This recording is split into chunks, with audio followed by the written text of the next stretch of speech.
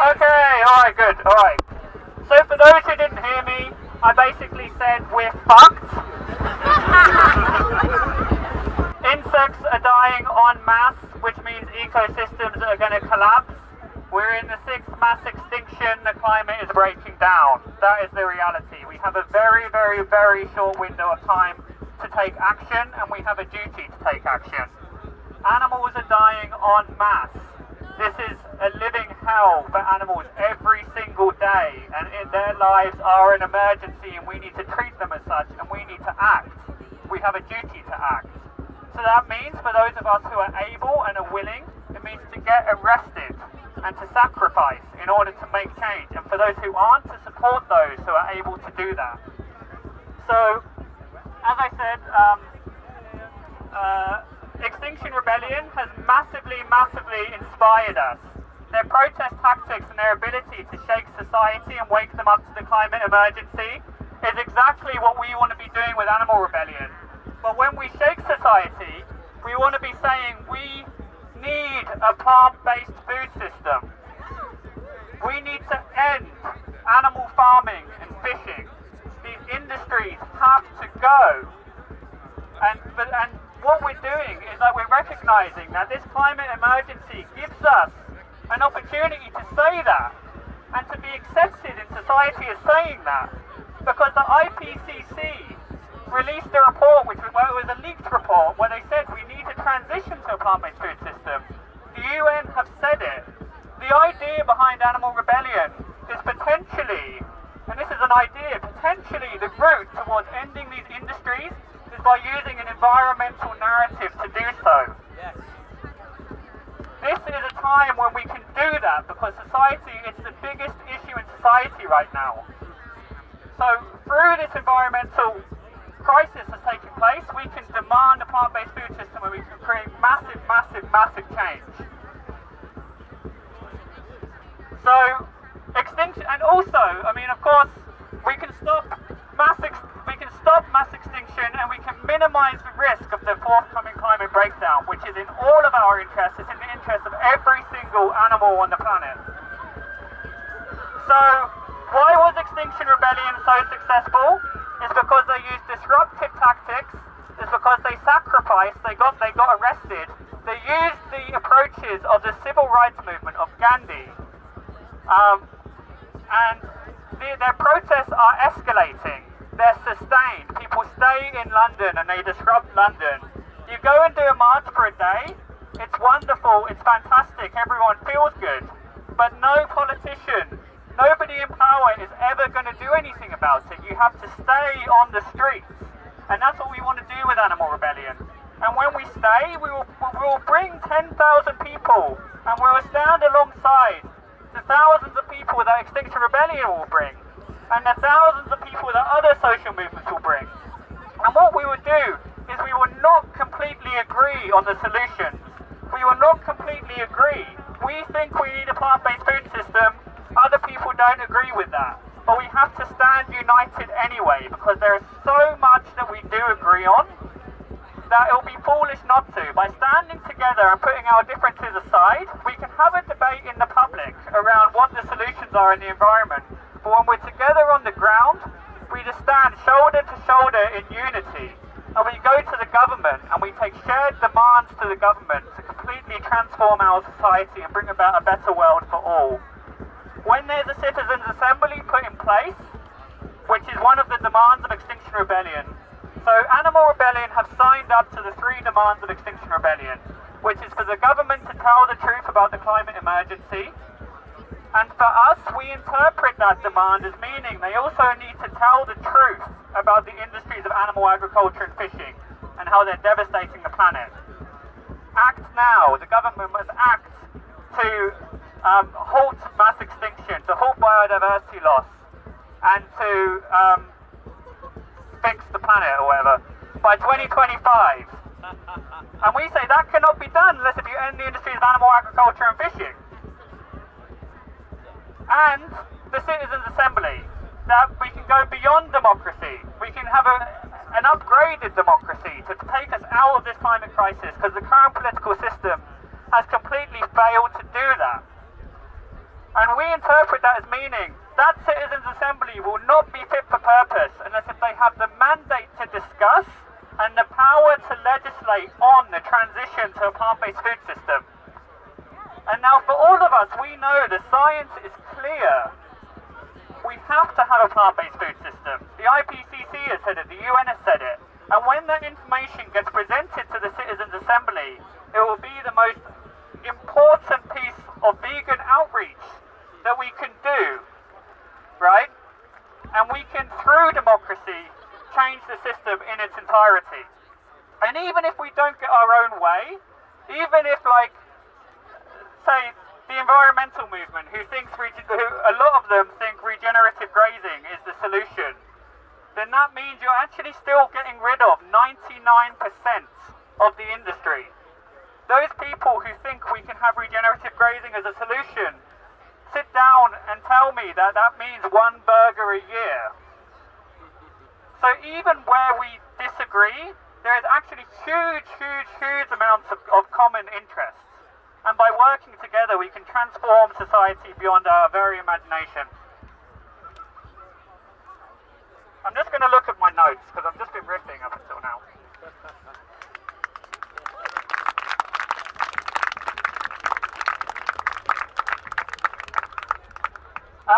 So just a little bit about non-violence. So you would have all experienced the non-violence training this morning, I hope. Did you enjoy it? Yeah. Inspired by it? Yeah. Learned lots? Yeah. You're going to be non-violent in October? Yeah. Wait, that's what we want to hear. So yeah, non-violence, that is in speech, in tone and in action. So it means we come with love in our hearts. When we're at Smithfield Meat Market in October, when we're at other protests, we will be before those in the industries in which we oppose. And what we say is they are not the enemy, the system is the enemy. We come in friendship and in love. And we want to transition to a plant-based food system, and that means giving them good jobs in the future. It means taking care of them. It doesn't mean battling them. An enemy today is an ally tomorrow, and this is the spirit which we need to come. We're not coming in anger or in hatred, we're coming in love.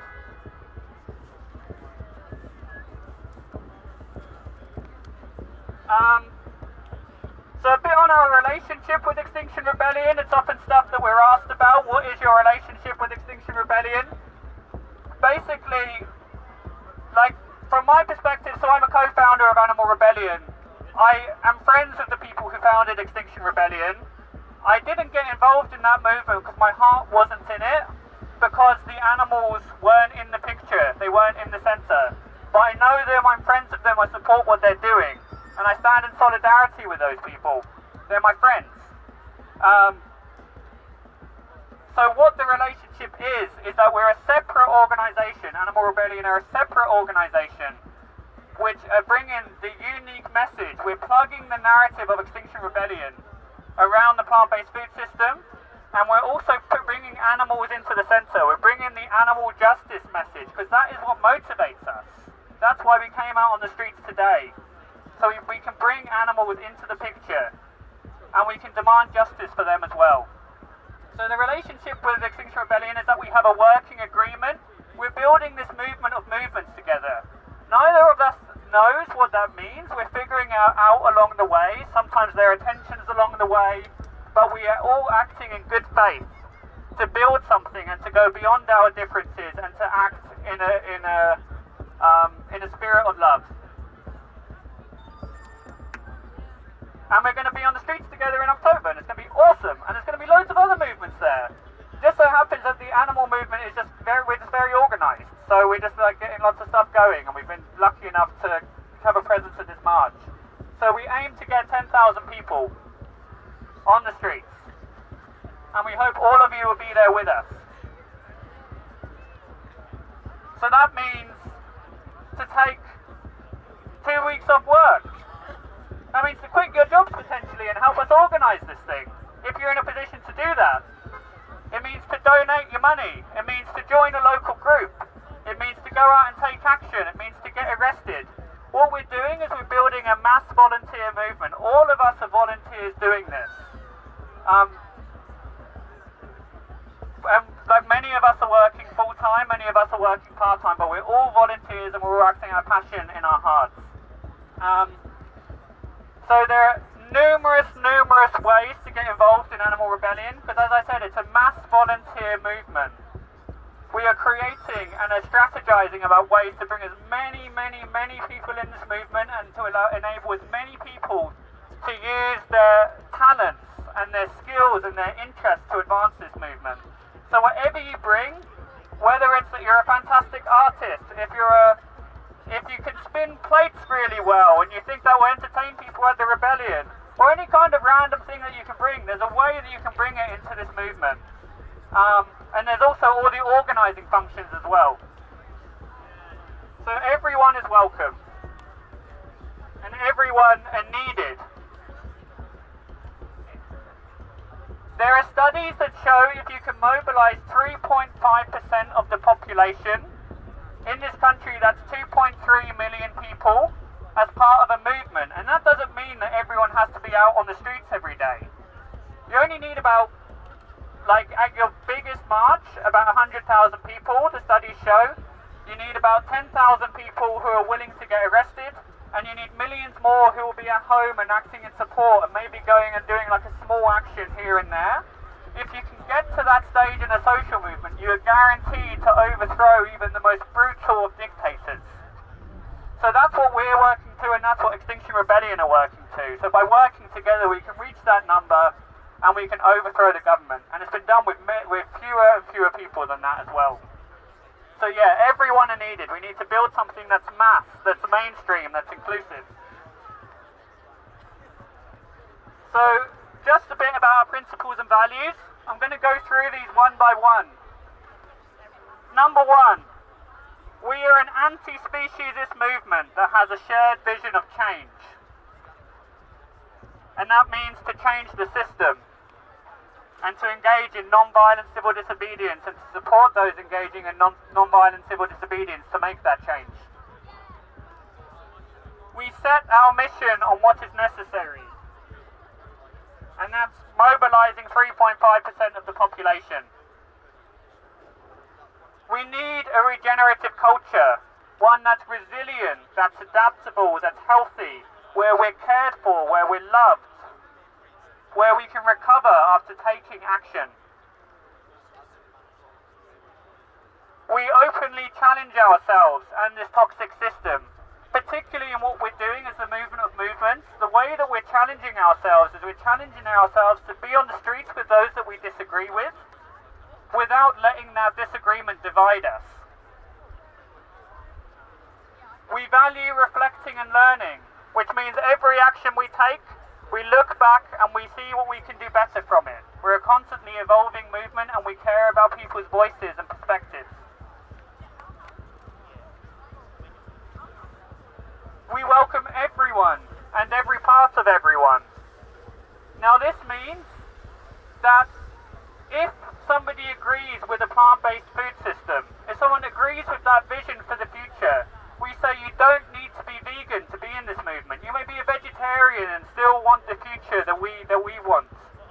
We are creating a welcoming space for anyone to come. However, having said that, we're an anti-speciesist movement and our spaces during the rebellion will be vegan spaces. It means only vegan food will be there, but everyone is welcome if they share our vision for a future. And many people are who aren't vegan.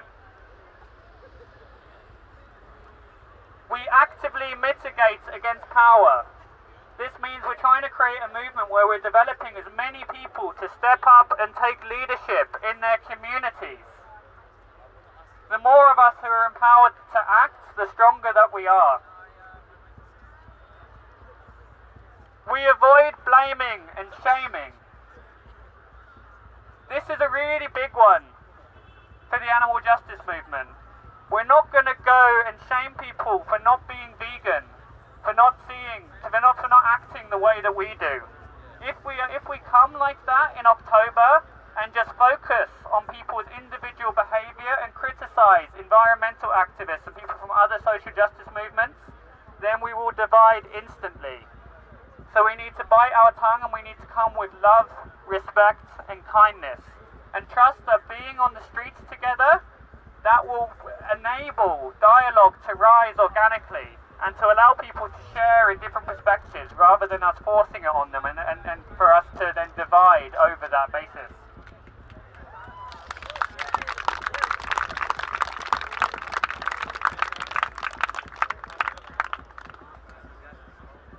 And we are a non-violent movement. As I said, non-violence is absolutely crucial. We will be singing and dancing in the streets. It's going to be amazing and beautiful. And we are based on autonomy and decentralization, which means if you are willing to abide by these 10 principles and values, you may take action in the name of animal rebellion. You do not need permission. You're empowered to act.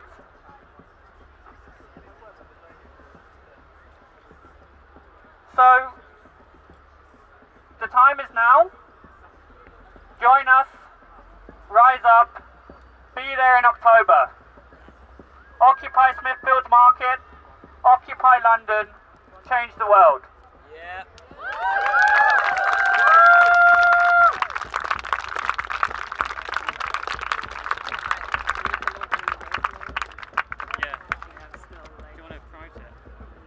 What time to where? From 10 till 4 p.m. We are having a non-violent direct action training tomorrow. It's important people are trained and prepared to be as non-violent and loving as possible in this movement. This is what made Extinction Rebellion so successful, it was training. It was what made the civil rights movement successful, it was training. The Indian independence movement, training. From 10 a.m. till 4 p.m. tomorrow in Walthamstow in a place called Ross Wild Care Home. You can go and have a look on our Facebook page. We're running a non-violent direct action training. You're all welcome. I'd love to see you there. So I think, well, we can have some space for questions if people want to ask some. If you want to go, that's cool, 'cause it's been a long day. But yeah, I'll happily hang around and ask questions if people want to throw them at me.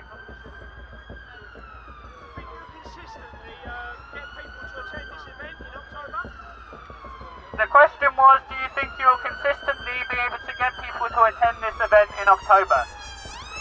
We believe yes. We believe that now is the time to act, and that if that message is out there and if something real is happening, then we believe that people will engage. And we believe that, like Extinction Rebellion held London for 11 days in April, and we can beat that, because Extinction Rebellion are going to have more people and they're going to have us as well. So yeah, I think it's doable. And I think over time this is going to grow in momentum and more people are going to make the commitment to be there. But it takes if each and every one of us today commits to be there, then that can inspire huge amounts more. What plans do you have for after October? Well, hopefully we've won, but that might not have happened. So what we would do is then we'll go out and encourage and strengthen local groups. So we'll be running lots of local organiser trainings after October, which will enable people in their local communities to take this movement forward and campaign. And then we'll come back for another rebellion, again in solidarity with Extinction Rebellion, with more social movements and with more people, because we would have inspired so many. And this rebellion will also go international. It already has done, actually, Animal Rebellion. We only launched today, but we already have about like 8 international groups. Where are they? Israel, Denmark, Canada, the US. Do you know where in Canada? I'm from Canada. I don't know where, sorry. Oh no, there's 4 groups in Canada actually, so probably in lots of places. Yeah. About 4. Anyone else? Oh, yep. I want to be a full-time activist, but I'm really broke. How do you earn money and be an activist? The question was, I want to be a full-time activist, but I'm really broke. So how do you earn money? James looks excited.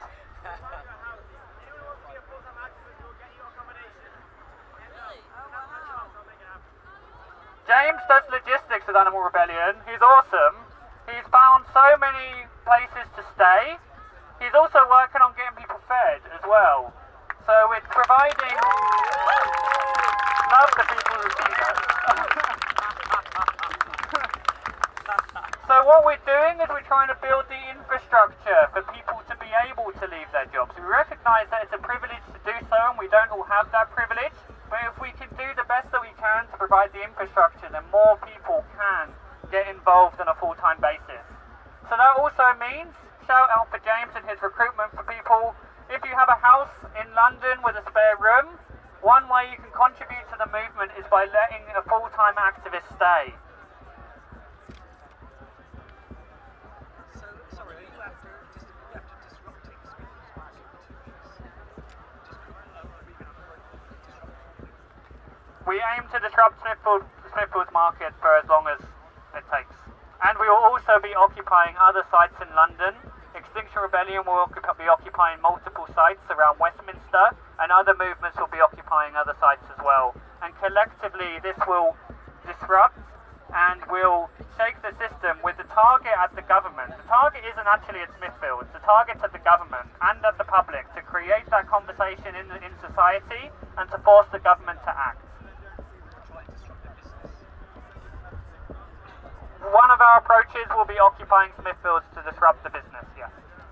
But we don't come with an attitude of disruption with that. We come with an attitude of we're in an emergency, we have no choice. Like, I am willing just to go and do that because it has to be done. I'm not trying to disrupt people's lives. It just has to be done. That's why.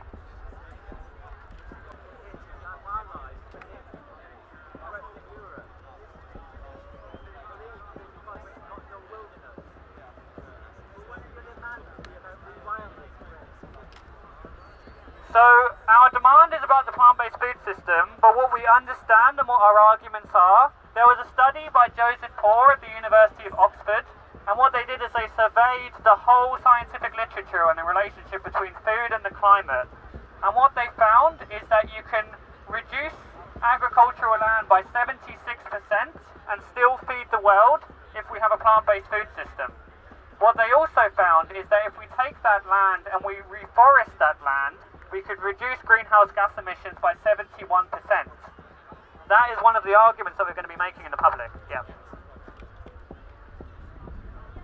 You did mention other movements. Who else was it? You said Extinction Rebellion, obviously, and then did you mention other movements being there? The question was what other movements will be there in October. My understanding is Extinction Rebellion are engaging with lots of different sectors of society. The faith groups are coming on board and are agreeing to take bridges.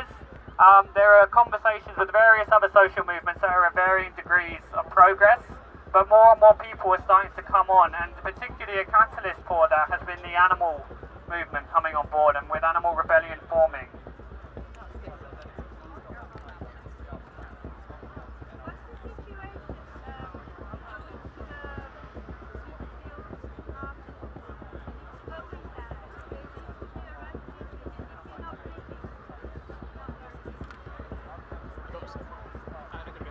So the question was around what's the situation at Smithfields, people risking arrest, like if you go there will you be risking arrest?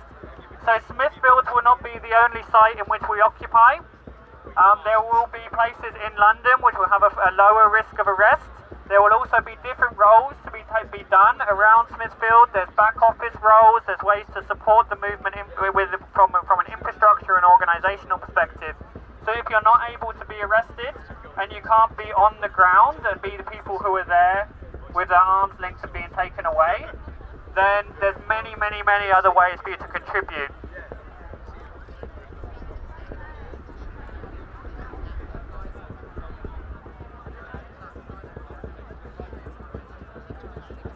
Sorry, I can't hear you.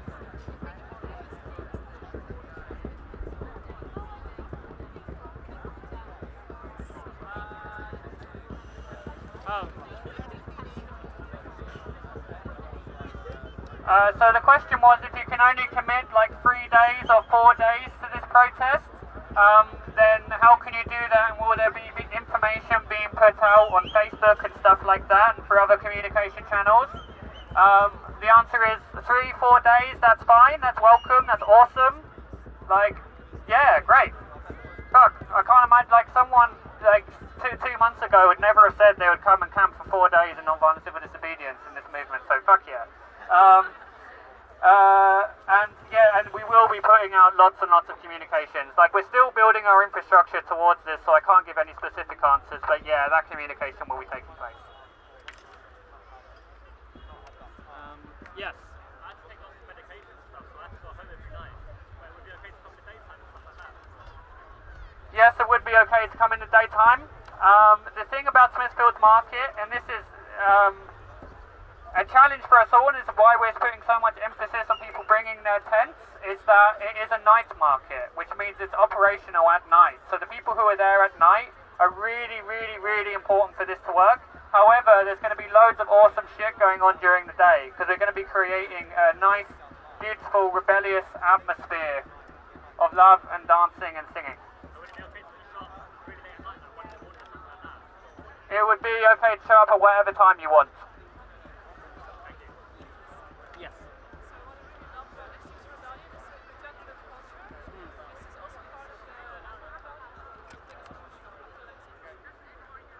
The question was that the Extinction Rebellion's regenerative culture was really liked, and would that be a part of Animal Rebellion? So the answer is yes, it would. We're working hard to build the regenerative culture. Is Esther here? No, Esther isn't here. So we have a whole team working on embedding a regenerative culture into our movement, and we want it to be a place where people are cared for, and where we can grow and transform individually. Is there a written proposal yet to help people in the animal agriculture industry move away from that industry, the transition period? The question was, is there a written report to help people transition to a plant-based food system? Yes, there has been a few written, actually. A proposal from Animal Rebellion. Oh, a proposal from Animal Rebellion. No, there has not been. We are forming a research team. So if you want to be on the research team and help put together a proposal, like, this is it. There's like loads of ways of getting involved. Everything you can imagine, every question you have is a way to volunteer, essentially. But we're working on that, and we're building a team. And we're bringing on some of the actual top scientists who have done some of the reports, the scientific reports as well. And they're getting involved.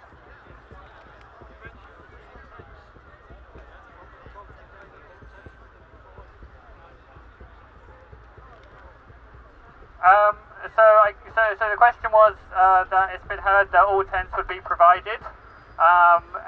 Like, we would try to provide tents, and I'm sure Extinction, like, we didn't make that communication. So that would have been Extinction Rebellion made that communication, I imagine. I don't know about this claim that we will provide all tents. So position is that bring your tents.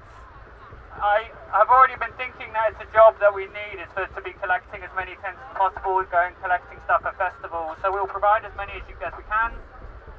But yeah, bring tents too, I think will be important. But yeah, it's a job. It's a job to find tents and to enable to give people tents if people don't have them.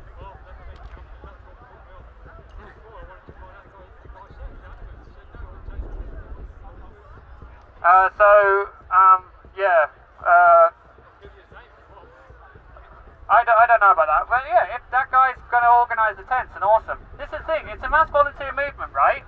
So, like, it's as good as we make it. It'll be great to provide tents, and let's recruit someone to do it. Like, we're going to recruit thousands of people, and that's a definite important job, but I just can't guarantee it right now. But it's something we're working towards. Yeah, sure. Like I say, we're a mass volunteer movement, which means people are engaged to varying degrees, and so someone might make a claim based on what they have seen Extinction Rebellion do in the past. As I say, it's something we will aim to do, and we would love to do, and we can do that by building our capacity and by people getting involved in the movement. That's the best answer I can give. It's all growing, we're only 2 months old. Yeah. Yeah. Where are you pitching tents? Are you on grass? Are you pitching nearby? The question is, where are we going to pitch our tents? Is there grass? We'll figure it out. The answer, yeah. There's a park nearby.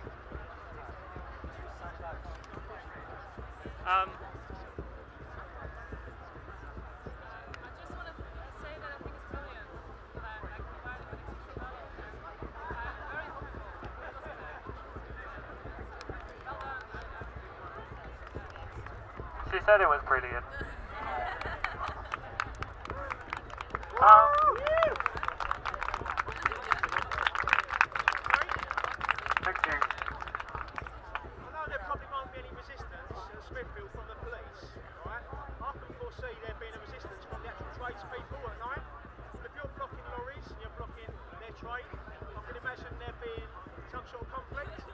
So it said that there might be some sort of conflict at Smithfield from tradespeople, from workers who work at that place. It's possible, yeah, that might happen. What I can say is we're going to do the best that we can to create a non-violent, loving atmosphere. We're going to work with police to ensure that confrontation doesn't happen, and we're going to engage in dialogue beforehand, but there is a chance that may happen.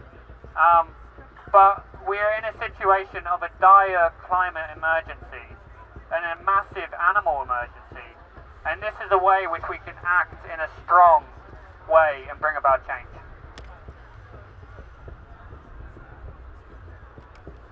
I think I'm just going to say thank you very much. Please join Animal Rebellion. Go on our website and our Facebook page. And oh, actually, do we have a sign-up form? Come here, we'll get emails. We'll get some sign-up forms to hang around so you can sign up to volunteer. If anyone would also like to donate, we'll find a tub to donate in. This talk was like kind of improvised, so we'll have sign-up forms. Please give us your email addresses and we can plug you in, send you volunteer forms. If you have money, Rebellion's a big business, not business, it's a big cost. Like, it costs about, basically the cost is, we're all volunteers, I promise. The cost is about like 300 grand basically to organise a rebellion, so we've got money to raise as well. Donate, sign up, that's cool.